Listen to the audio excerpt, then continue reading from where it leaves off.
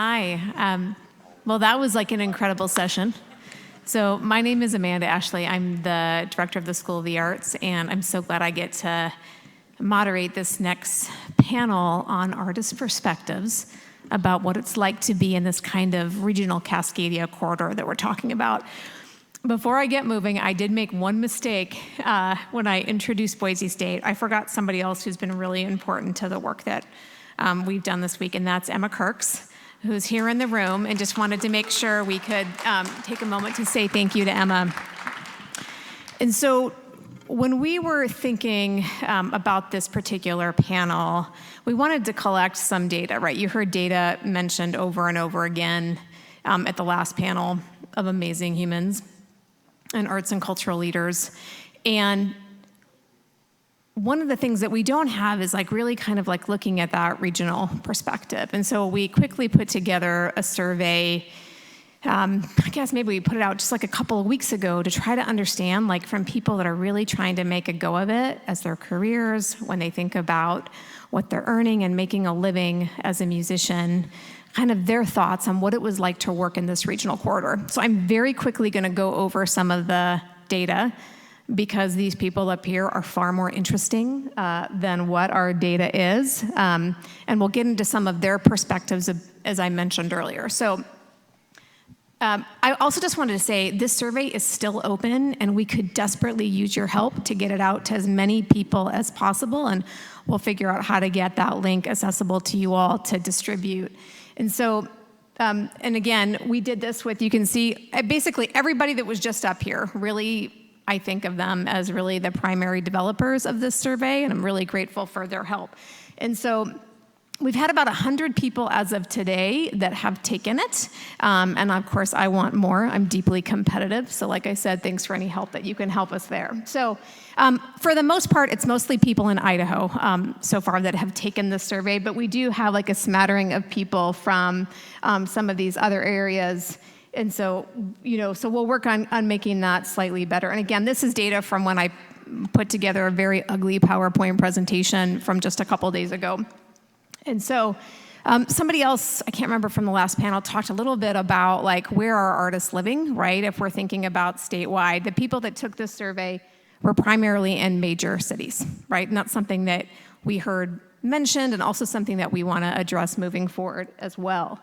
And so the part that I was like really taken by is that a majority of the people that did do the survey said that they currently are able to make a majority or a primary part of their income as a musician. And for those that said that they could, and the items that are that are highlighted or underscored in red, they talked about like what are the strengths in the regional music industry.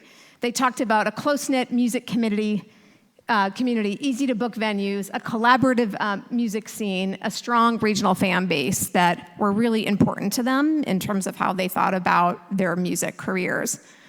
We also took a look at this from those that were unsure about whether they could pull it off. And in addition to all of the other areas that I just mentioned, a couple other ones kind of popped up here, that the things that have been really useful to them are good mentoring and support, and also well-paid music work. That those were the things that they really saw as valuable where they were located. We also asked them, like the people that said that they either couldn't do it, couldn't make a living primarily from music income at this time, and also those that were unsure and that said that they could, like what are the real barriers that they felt that they, in their kind of like everyday experience. And this kind of, aligns like with some of the things that you just heard, that one, that travel between touring stops is really, really long and really, really difficult. That there's not enough music business training, that they were really interested in having access to more kinds of music development. That wages are too low in music-related work, not enough paying gigs, limited music industry infrastructure, so not a lot of booking agencies, other different kinds of businesses that support their development in their particular region. And then also not enough political and public support. The other thing that we wanted to know was like, man, like living in Boise, like I see what the housing costs are here.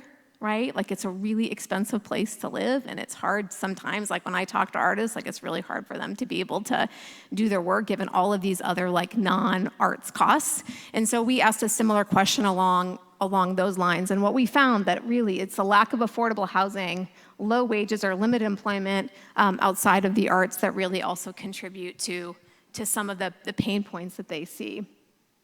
We also asked some questions for those that really tour as part of their career, and a good chunk of the people that do the survey do tour. And this is what they said. Again, aligns a lot with what you just heard earlier, that they wish they could have greater access to steeply discounted gas cards, which was Michael Bracey's idea. I had never even heard about it before until our group started meeting, or idea that he shared with our group. Hotel rooms and food for bands that are on the road.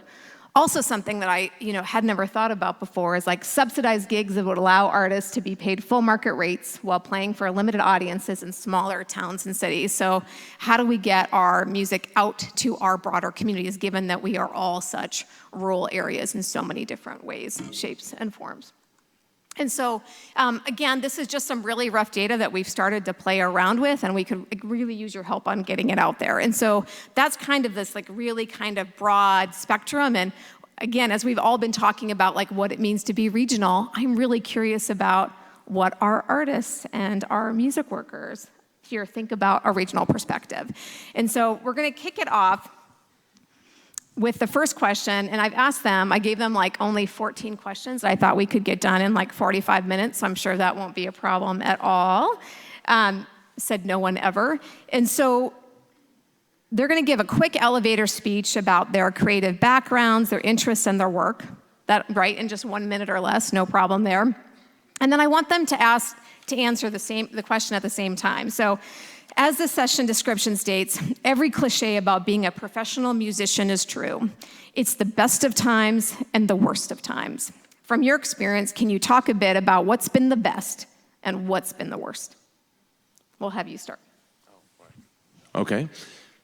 Hey, everybody. I'm Ben London, and I'm the executive director of Sonic Guild Seattle, and we are a nonprofit dedicated to supporting career development for musicians in our region. We do that primarily through live performance and granting to support career development. Just in terms of my background, I was a professional musician in the 90s, recording for independent and major labels. I've toured the world. I have a great understanding of what it takes to really load all your equipment into a van day after day and sleep on people's floors when you're getting started, and what a challenge that is, particularly if you're going into spaces that are maybe not hospitable to you or your music. I've I helped develop a music museum in Seattle for Microsoft founder Paul Allen was called Experience Music Project. It's called Mopop now, and I was an executive with the Grammys, and have been, as Kate mentioned before, involved with music advocacy in Seattle for quite a long time, serving on boards of the Vera Project, KXP, and was the inaugural chair of the Seattle Music Commission. And I'm sorry, the prompt one more, I blinded myself with my drabbling on about what I've done. What was well, you're the amazing. What was the prompt I didn't think that at all. And so the question for you is, can you talk a little bit about what's been the best of times and what's been the worst? Well, I think it's such an interesting question to ask, because the best of times is getting to play music, right? I mean, that's why any of us do it, is that music is this magical thing. Whether you're performing somebody else's music or making your own, you're having this connection and doing something that is really as close to religion as I've found in this world. The hardest times is when we try to monetize that and we try to make that our living rather than a leisure activity. And I think that music, unlike some other pursuits, that we feel like no matter whether we've just played a note for the first time or we've been doing it for 10 years, we have a chance. We have a chance to make it. We are going to make it, and it's going to happen for us. It just hasn't happened yet, right? It's like that thing about everybody's going to be a billionaire. They're just not one yet. And so I think it's really hard, and that any sort of creative pursuit where there's so much emotion tied into it, it's hard to be really analytic about it, too, and apply certain things. Like, if you have other jobs, you might be like, they treat me like shit. Fuck this place. I'm going to quit this job and go do something else. But it's kind of hard to quit music. So anyway, I'll leave it there. That's great.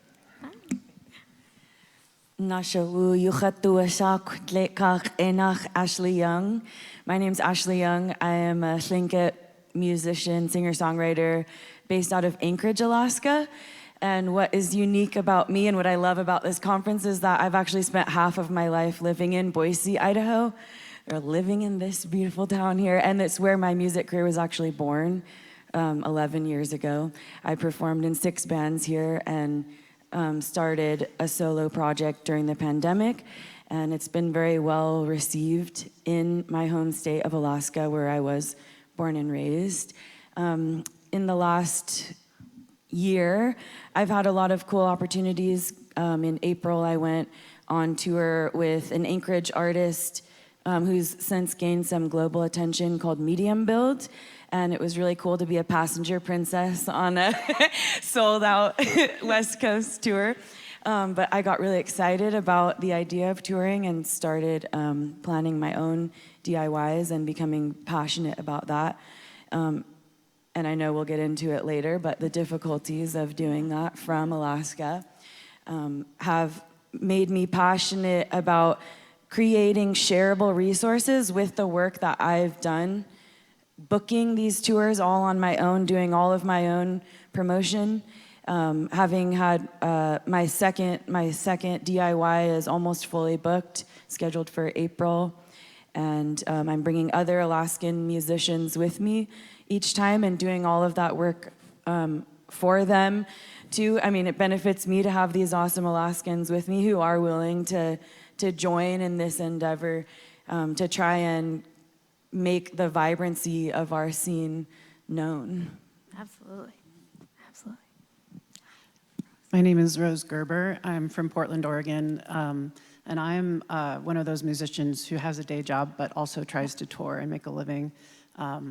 By day, Department of Transportation; by night, barfly. And I do short bursts, so when I can, I try to go out on long stints. And I'm a DIY too. I do all my own promotion, booking, graphic design, jack of all trades, and find myself going out to a lot of rural areas around the Northwest, mostly because I enjoy it, but also because it seems to be where all the great audiences are in terms of engagement and interest and just good vibes. I concur greatly with Ben on the prompt, but for me, it's like the best of times is when I feel like I reach a milestone. I get a review or I get something that just like is the moment of there's traction, there's something. And the worst of times is when that doesn't happen for a long time, and you're like, well, I got my day job, so. But yeah, it's a balance. Oh, sorry. I got one, thank you. My name is Ukiah Bogle. I am a touring drummer, a band director. I've been doing it for about going on 9 years now. I just flew in yesterday, just finished a tour with the artist that I'm with currently. We have a worldwide tour this year. I've been very lucky to tour with a lot of artists that give me a lot of great opportunities. Part of, to the question of best of times, worst of times, best of times is the music, is being able to perform every night, is having these opportunities. And honestly, the worst of times usually comes quickly after for me, where it's feast or famine. It's like when tours are going well, it's going really well. I'm doing well, I'm tucking money away, always saving for a rainy day. You get really used to doing that as a musician, just you got to put it all away. You get home, and then there's very little comfort in being a touring musician because of that. But every night I played for 14,000 people, or 1,400 people last night at the Fonda in LA. One of the best nights I've had in a very long time. I fly home and I'm just like, I have 2 months off. What am I gonna do? So little things like that. But I love playing music. I love the opportunities that I've had. But to your question, that's the music, and then immediately afterward, I'm like, what's next? You gotta hustle. I basically have all the chills in the world from just listening to them talk. I know we normally clap at the end, but can we clap right now too and talk about the amazing people that we have on stage? They're just fantastic. We might do that a lot, I have a feeling. So I want to focus really really focus like on this notion of this Cascadia corridor and this Cascadia region. And what do you all find to be both the strengths and the weaknesses of being a musician, working with other musicians, being a music professional in the region? Rose, do you want to go first? You'd think I'd be good at using a microphone. I would say, well, I'm lucky in that I live in Portland where there is vibrant music community thanks to organizations like Music Portland and just great camaraderie altogether from the music scene. So that helps when you go on tour. There's so many people you can talk to who know the venues in the region, who can point you. We use I created like a shared spreadsheet that all the local artists will contribute and keep the contacts and the bookers and the info current so that everyone can benefit. It's kind of the rising tides, lifts all boats. The benefits, I think the prompt was benefits of corridor versus drawbacks. Yeah. So benefits definitely there's so many welcoming venues scattered all about that are willing to give you a guarantee. So it's worth the trip to their venue. They value you as an artist and they try to help you promote the show when you go there. I think the flip side of that is when you try to book a tour to some of those venues.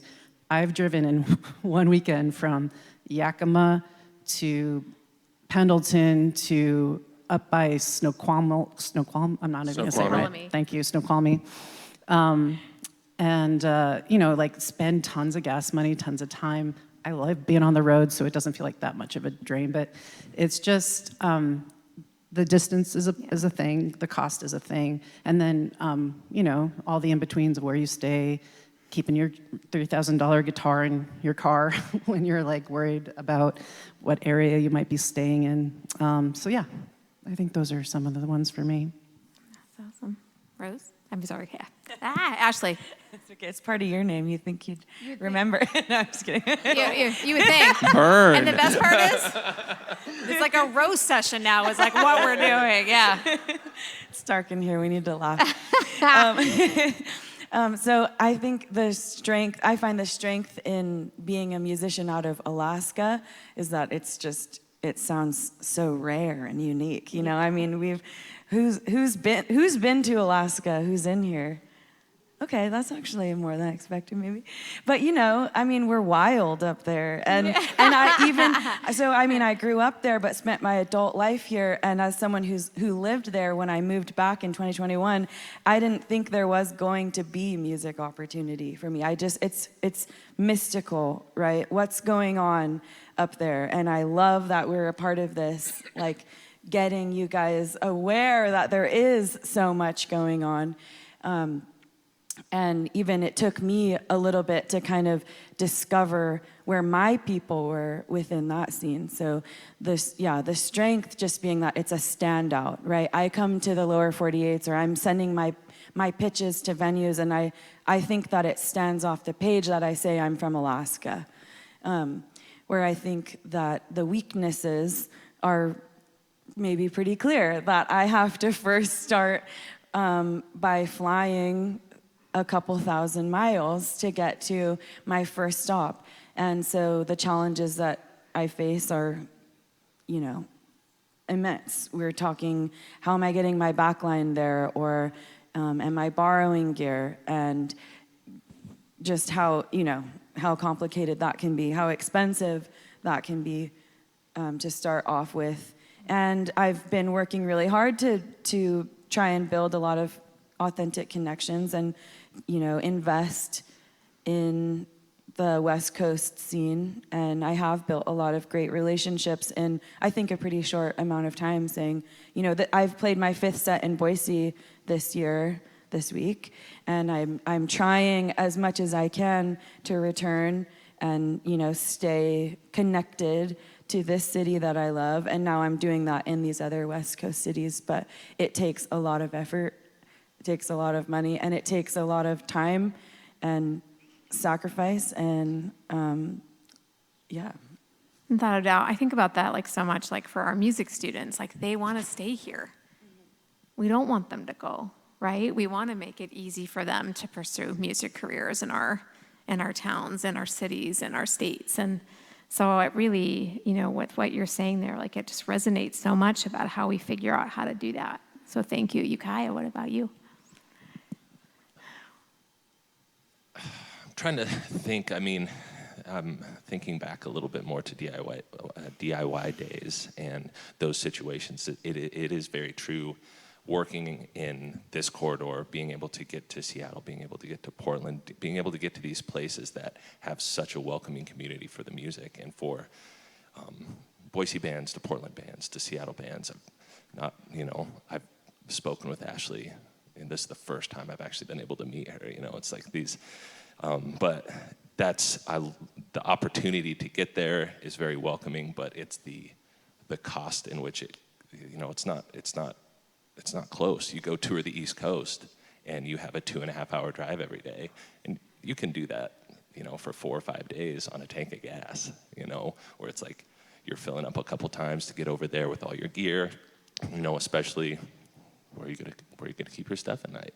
All these things. It's the cost of getting from point A to point B in these longer treks through the Pacific Northwest that can be a little daunting, especially when you're funding it yourself. It's your own money. It's the money that you're saving from your day job to be able to pursue, what you want to do on the weekends or when you take time off to do it. So, which is like an incredible commitment, right? To do that and to 100% and set that aside for sure. At a different time, I would love to know more about where you store your $3,000 guitar and your equipment, like in those situations, unless those are like secret tricks you have. So, and talk about that later. What do you think, Ben? Well, I think one of the, and I guess my experience is so centered in the urban areas of the Cascadia corridor, so I can only speak to that. But I think that what's been my experience, what's so amazing about this area and seeing the music that's generated from it is the community aspect. And that I know that there's this sort of narrative in popular music or music in general of the isolated artist sitting in their basement and creating. And it just seems like, in my experience, most of the amazing art happens when it's around other people making amazing art. And people are pushing each other to really raise the bar and are learning different things. And so, in Seattle, for example, we've had a big history of, since the 90s and onward, of artists that have gone on and had national or international careers, but you could trace any one of those, and there's probably 30 or 40 associated artists that they came up with that sort of helped influence them. And, so Brandi Carlile hits the mountaintop, but there were a lot of people in all the different base camps along the way while they were trying to get there. So I think that from that aspect, that's great, because I have talked to some folks in other parts of the country where they don't feel that connectivity to their city or their region in the same sort of way. I think the challenge of that can be that depending on what genre of music you're pursuing and what you want to do, like it's probably really harder to build a national hip-hop career out of Seattle. I mean, we've done it a couple times, but not in the way that folks have in New York or LA or Atlanta or places like that. And then also, similarly, like if you're trying to build a country career, you're probably better off going to Nashville, because, it's like if you want to be a ski instructor, you probably want to be near where it's snowing. And I think for a lot of that, and so I think that's a tough part, that we lose people that way. But to your point, I don't think there's any problem. Like, people go off to college all the time and then learn a bunch of stuff and come back. So I don't see there's any reason, like, you want to pursue that, move to Nashville for a couple of years, see if it generates something, come back. And granted, not everybody has the means or the ability to go do that, and that's another conversation to have. I think it's really important for creatives to really try to identify what they're trying to accomplish, because otherwise you can kind of just spin in a circle, and then that a lot of times can inform what your plan is to try to make that happen. I'm going to steal your question or your comment right there. Okay. And ask the three of you, do you have a sense of what you're trying to accomplish? And is the corridor the place where you can do that?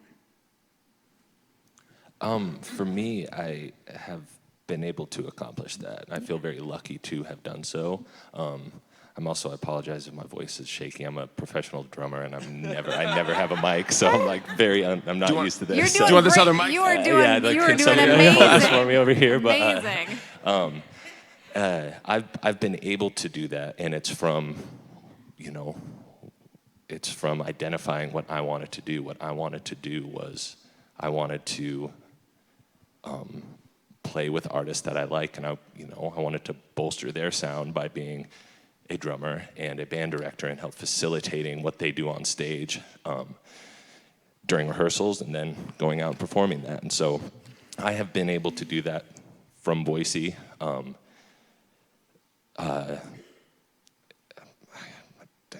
guess that's it. I don't know what I'm trying to go for. What was the rest of the without question, putting you so. on the spot, not being familiar with your whole career trajectory, what was your first, how did you connect to your first opportunity, touring opportunity? My first opportunity was a band from Boise called Youth Lagoon, who at the time Trevor had already made a name for himself. He'd been doing very well, and he needed a touring drummer. And we'd grown up together. He knew who I was, so he gave me that first opportunity. And while I was on the road, I quickly realized that, when tour is done, I'm not going to have any. This money isn't coming back to me. Yeah. Like, I'm not the artist. I'm a hired gun.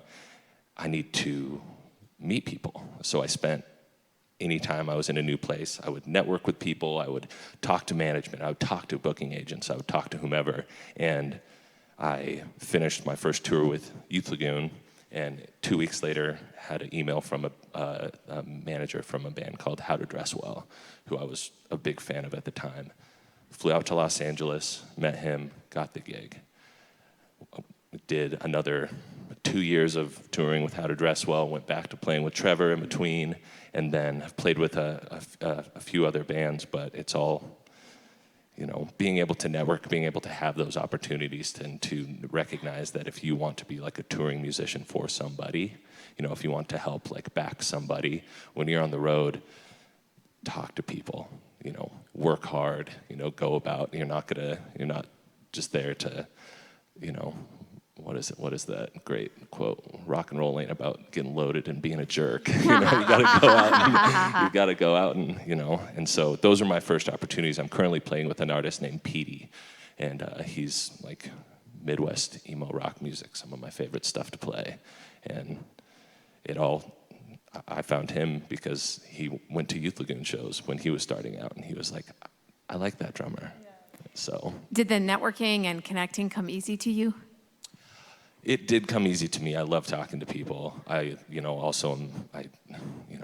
really want to play music, and I want it to be my career, and I want to be able to find find artists to play with in between as often as possible. I'm 32 now. I would love to just work with one artist and not tour extensively. I just had a little girl, and I would love to spend more time at home with her. And so it's little things like that, like especially, that first question coming home and being like, I'm not just responsible for myself anymore. How do I pursue this and make it a little more lucrative? So. Well, congratulations on bringing a new music audience member into the world. We need as many of those as we can get.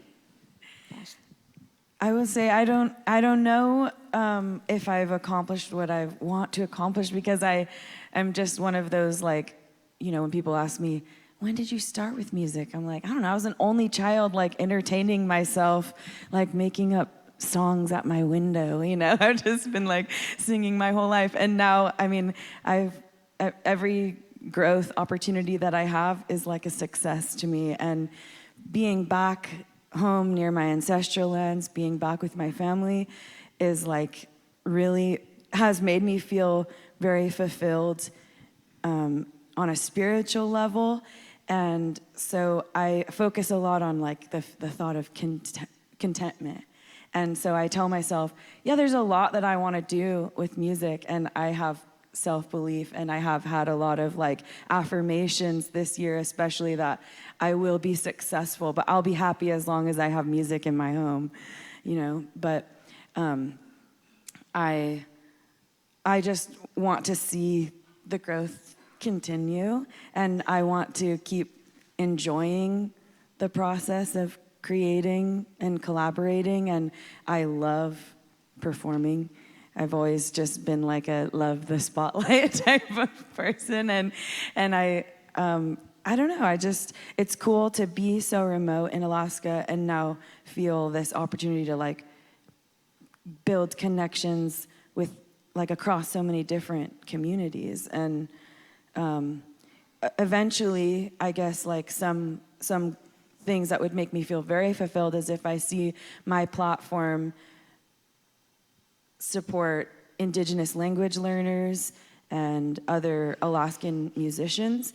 And so those are kind of the things that are on my mind right now that will make me feel like, you know, I love what I do. I'm creatively fulfilled, and I'm excited to keep diving into that as, like, you know, my project is fairly new. But what I would really be excited about seeing is being able to make positive change within my community. Expanding your base camp of sorts, if we were to think about that in the community. And like that's like one of the things I loved about the previous panel too, is like those are the people that believe that community is at the center of how we think about our music ecosystem, which I really appreciate. I'll also say, like, I really am taken by like what you and Ukiah are talking about, like being whole selves, right? You are musicians, and you have so many other aspects of your life that are so deeply important and why you are rooted and what you hope to accomplish and do. And I think that gets over some of the other myths that we have as artists, like we just go it alone and that we are all by ourselves in that. And so I really appreciate what you both are saying there. Rose, how about you? So as I mentioned, you know, I have that work-life balance, or work-work balance is what I like to call it. And it's been a slow burn for me. I've been doing music for 20 years in the same manner, just touring, working, and recording through all that, and just trying to break through whatever noise I think is out there. But really, I kind of appreciate that non-traditional path, I guess you'd call it, if there is a traditional path, where I've been able to really hone what I feel is like my best music and find the musicians that I really enjoy playing with in that time, finding the city that I can do that in. And now I feel like I'm 44, and I feel like I've just hit my stride as a musician, and there's a part of me that's so glad that I didn't F off to the road when I was 20 and just try to be a musician, because I wouldn't have been my best music person.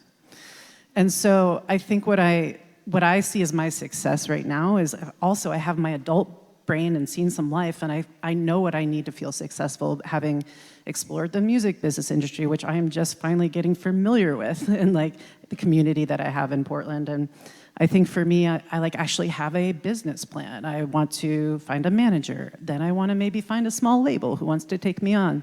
I don't want to do crazy touring, but I'll go to Europe and I'll try to do some stints, 1 or 2 weeks around the country, if I can find that right fit for the label or but that I still have to build an audience. So some of my goals involve around like lifting up my listenership on Spotify, and I'm releasing EPs with a PR company now. And so like all those successes kind of build upon each other, and I set goals for myself every year that I write down, and I try to attainable goals. So, but to what Ashley was saying, like I also, if I stop, the joy stops. If I stop feeling like it's not just like the thing that makes me get up and go to both work every day, both works, I shouldn't be doing it, because it's not, the passion can easily get squashed doing music as a business.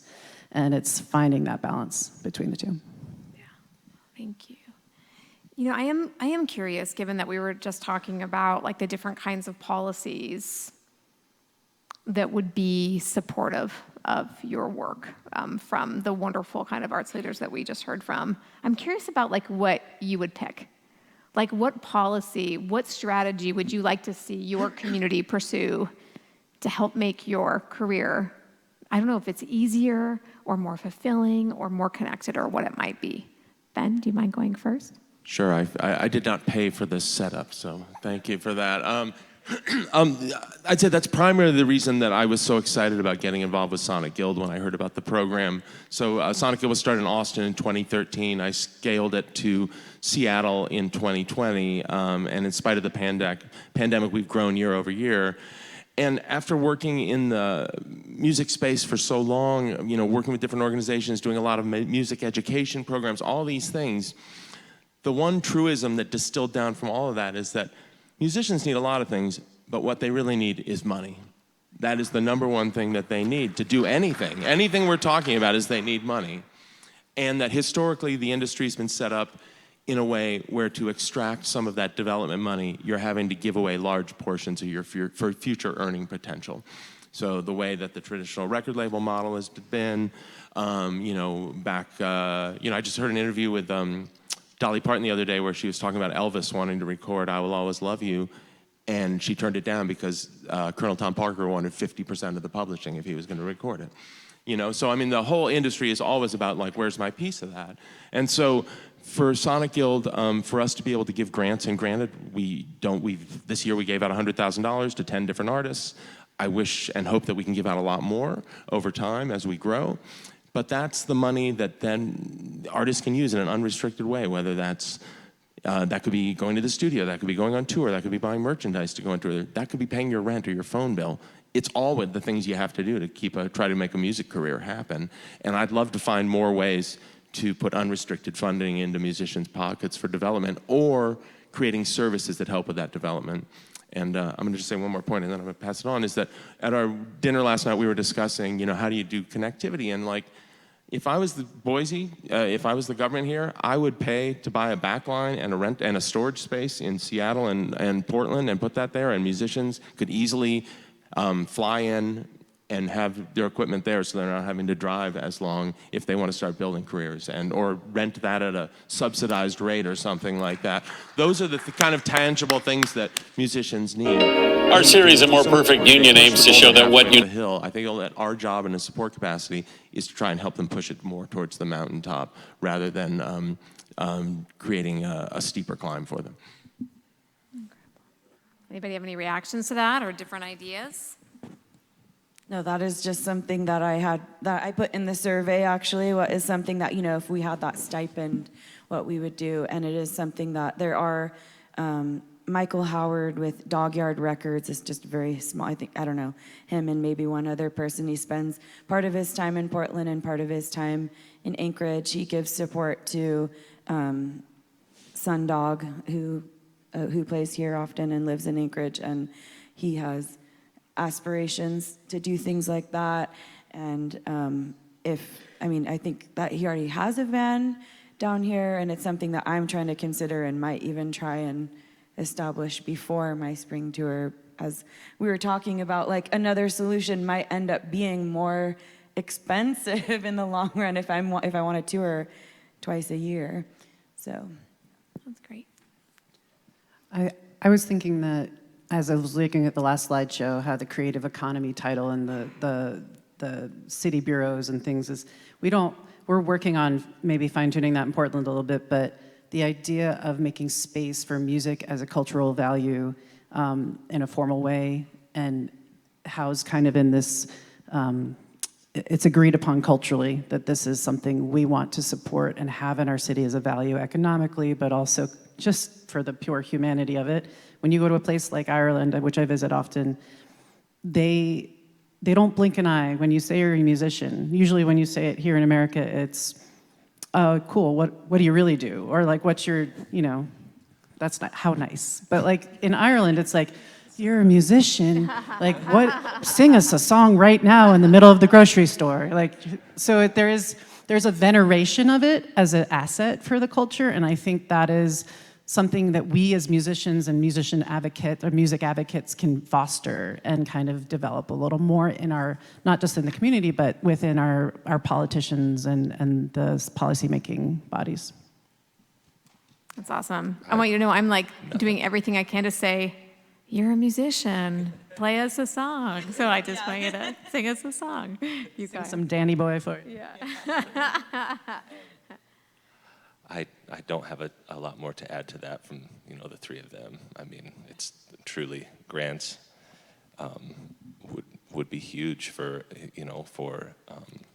smaller, younger artists starting out to have the ability to get from point A to point B and do it without just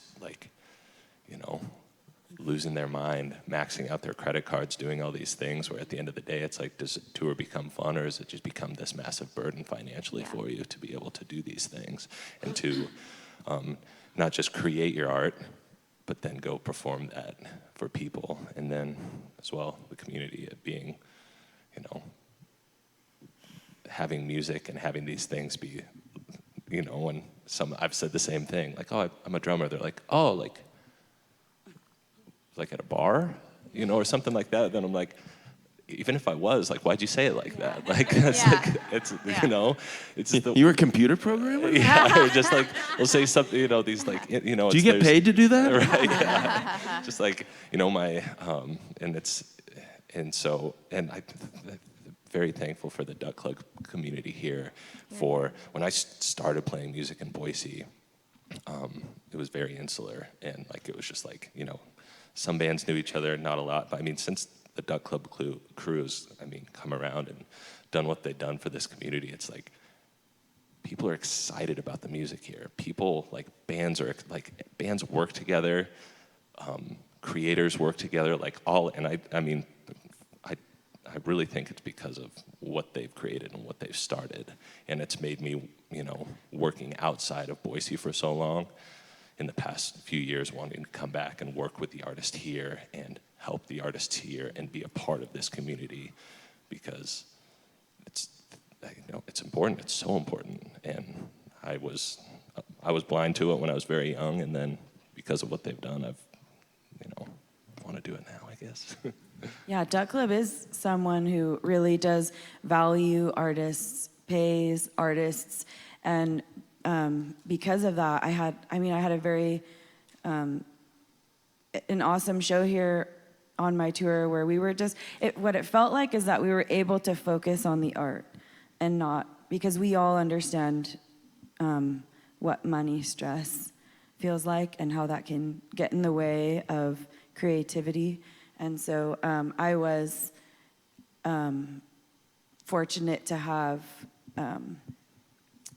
tour help, and I didn't get permission to share this specific person, but it's a influential artist in Seattle who gave my tour a massive amount of support, paying for plane tickets, loaning us a vehicle, and letting us stay at one of their properties during our Washington dates, and as well as giving us like some additional support on the way home for food and gas. It was massive. It changed everything for all of us who were coming from Alaska, where we also didn't know leading up, for the months leading up to that point, that we were going to have that support.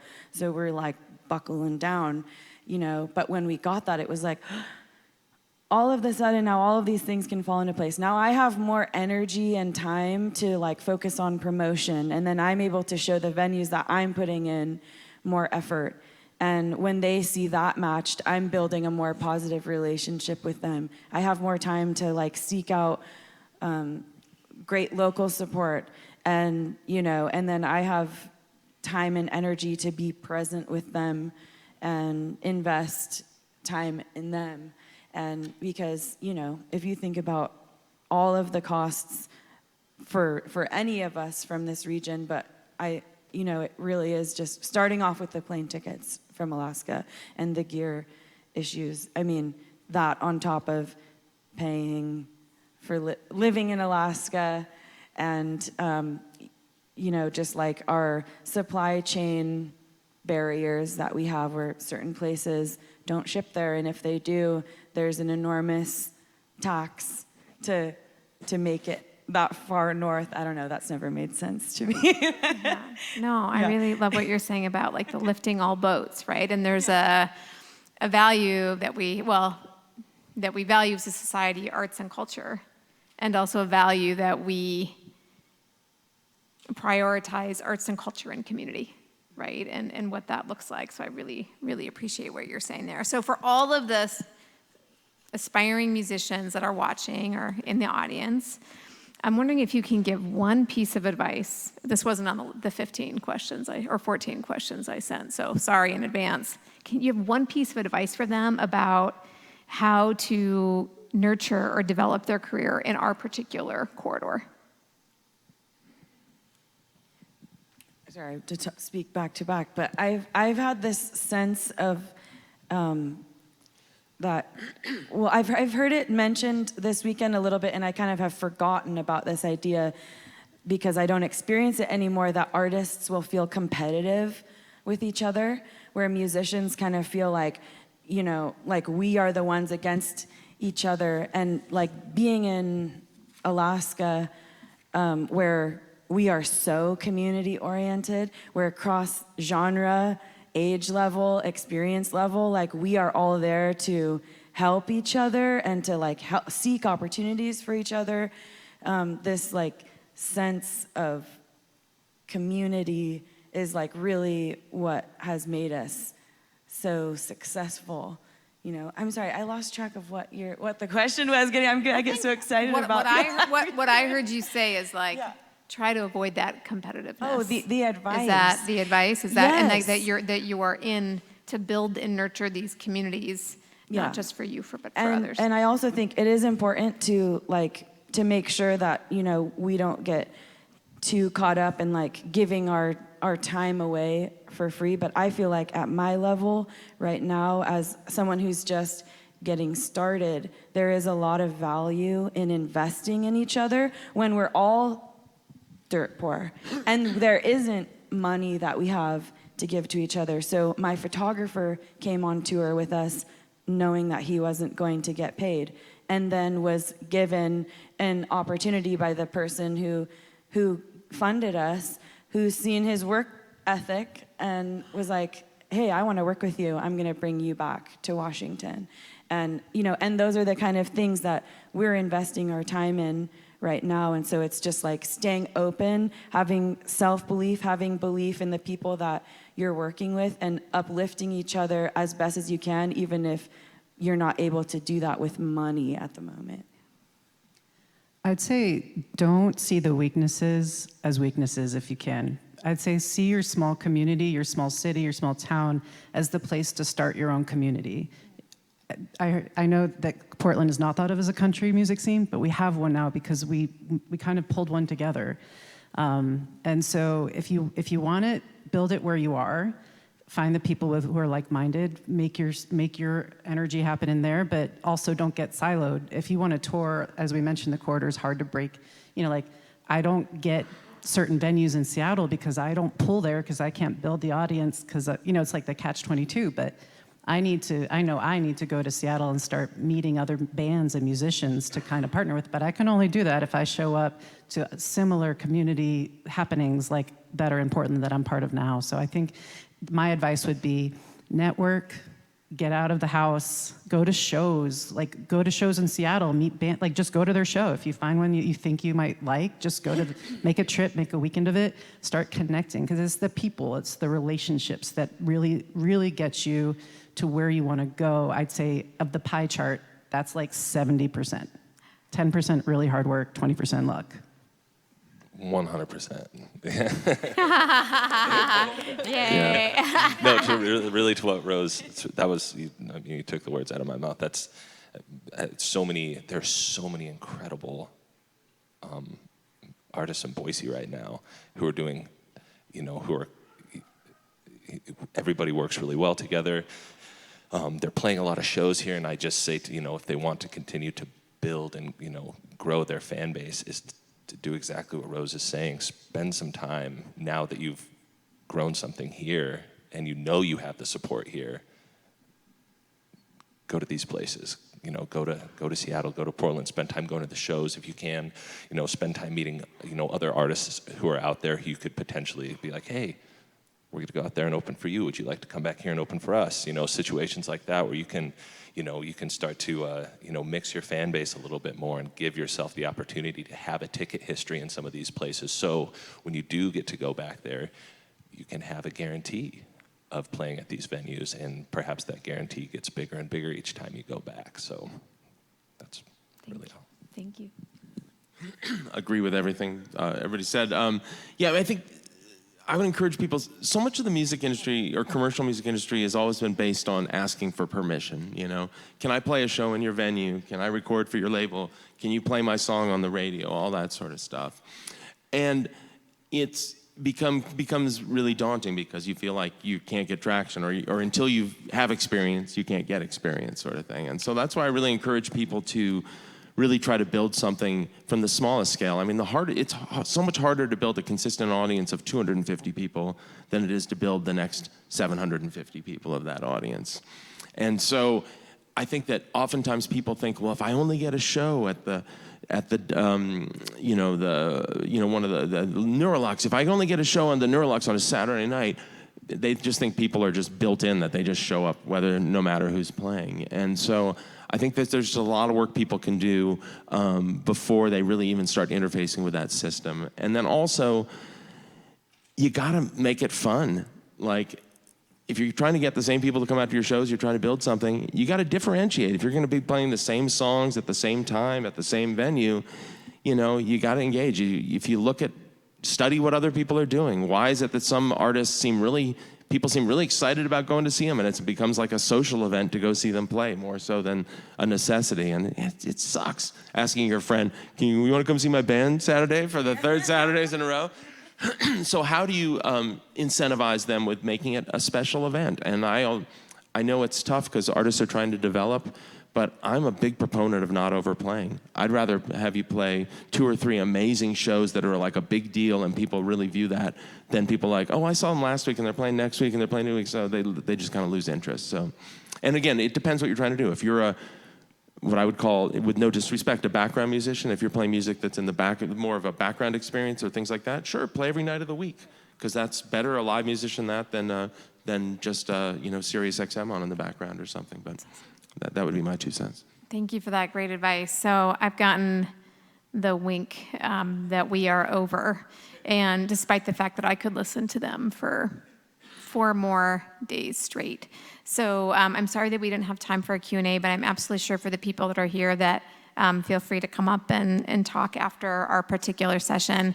I did want to say that I am so grateful to each of you that took time to come here today and to share your insights. And I think I can say for everybody, we're grateful for you and we're excited for you.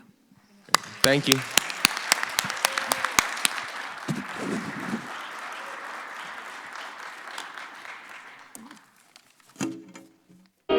Our series of More Perfect Union aims to show that what unites us as Americans is far. So I want to just say like 30 seconds worth. When we decided Music Policy Forum to bring our annual event to the Mountain West, we started thinking about the natural beauty of the region. And of course, we were thinking about music. And so naturally, the first people we called is In a Landscape, which blends the power of music with the beauty of nature.